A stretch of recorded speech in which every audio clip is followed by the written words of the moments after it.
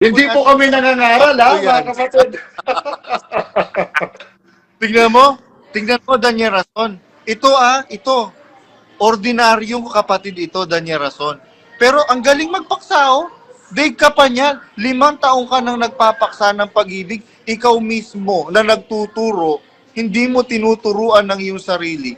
Hindi ka natututo. Kaya nga ang sabi ni San Pablo sa mga taga-Galasya, tangang-tanga na ba kayong taga-Galasya? Kayong nagpasimula sa Espiritu, ngayon nagpapakasakdal kayo sa laman? Ang tawag sa iyo ni San Pablo, Daniel Rason, tanga. Tsaka, Brad Badong, in fairness, ha, kundi pag-ibig, granting, tinuturo nyo, pag-ibig. Part ba ng pag-ibig na bubunutan ka ng ngipin, kaliwa ka ng kamao? Part ba ng pag-ibig, papadaususan ka ng sa kutsilong matalim na may sili? Mga kapatid, common sense. Part ba ng pag-ibig yun? O part ba ng pag-ibig na tinuturuan ka, i-block yung kaaway? Na tinuturo ni Kristo, ibigin mong kaaway, pakainin mo?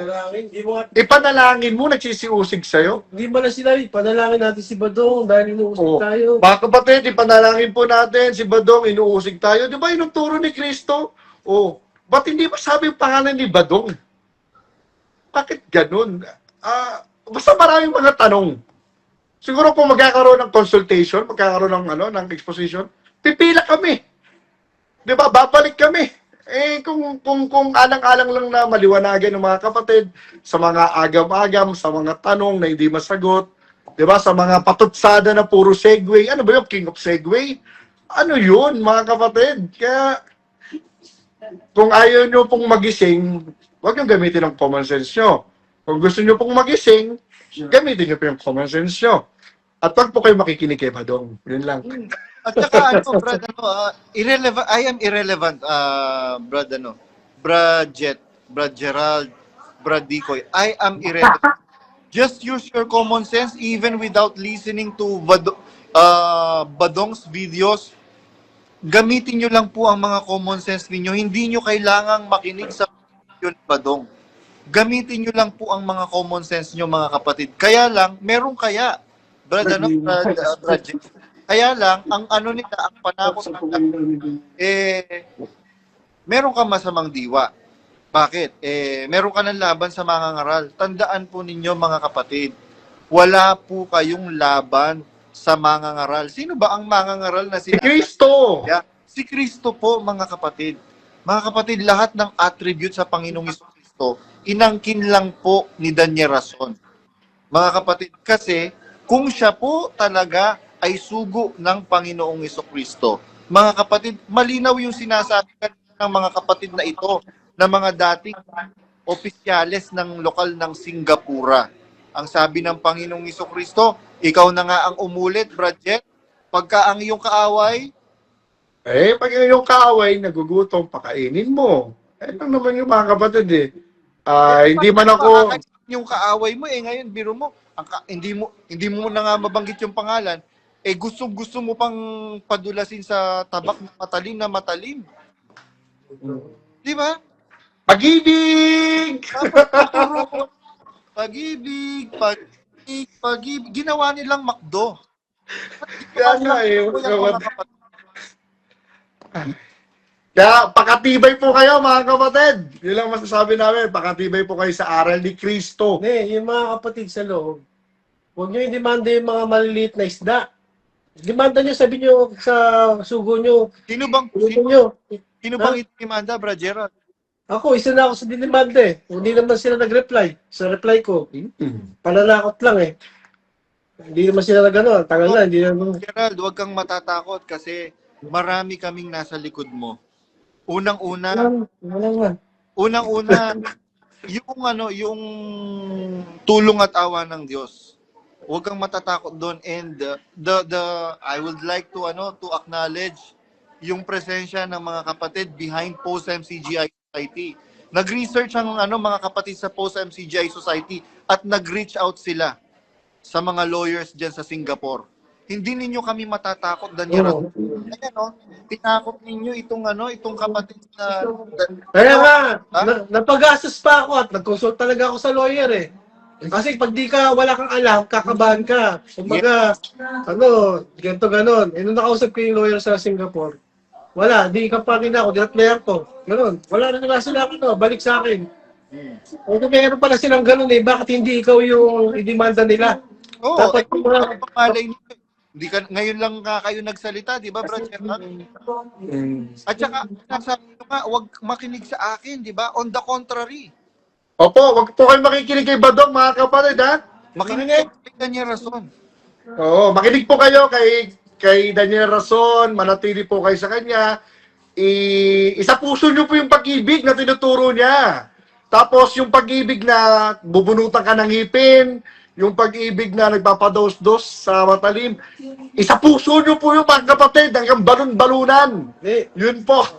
ito, tayo ko sa mga officers o mga may katungkulan sa loob. Ikayatin nyo yung sugo nyo na idemanda na si Badong para magharap sa korte. Para matapos na yung paninira kasi sinasabi paninira lang Demanda nyo yan para manahimik na to si Badong. Tama po yun. Tama po yun para once and for all, malaman kung sino nagsisinungaling, kung sino nagsasabi ng totoo. Minsan pa mga kapatid, ang MCGI, ang dating daan, tumatayo yan, naninindigan sa katotohanan. Ipakita nyo Sa ganito. sa ganito, yung bayan. Oo. Ipakita nyo sa ganito na yung tapang sa pananampalataya. Ipakita sa ganito. Ipakita sa Senado.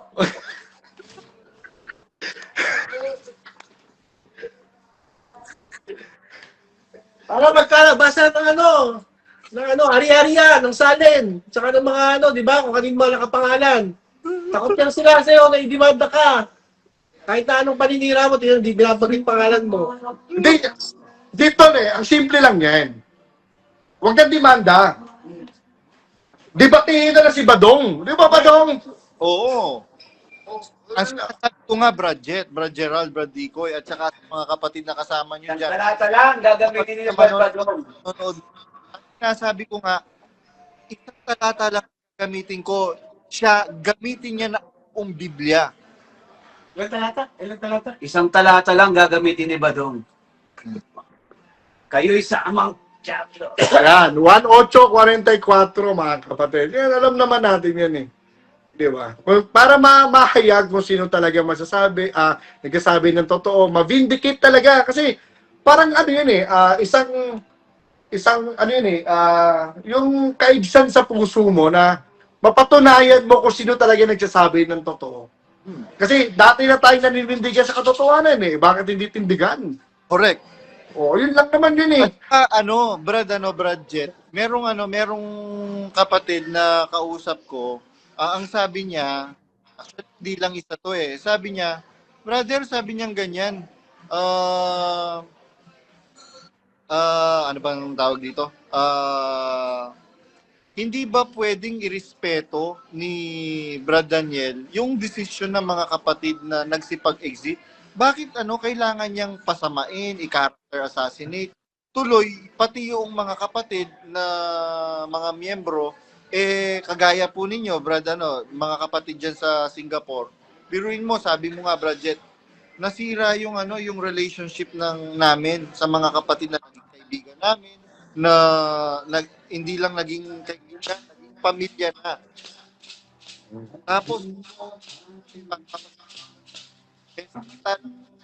sa mga pinanggalingan nating religion, ano ba dati, Brad Jet?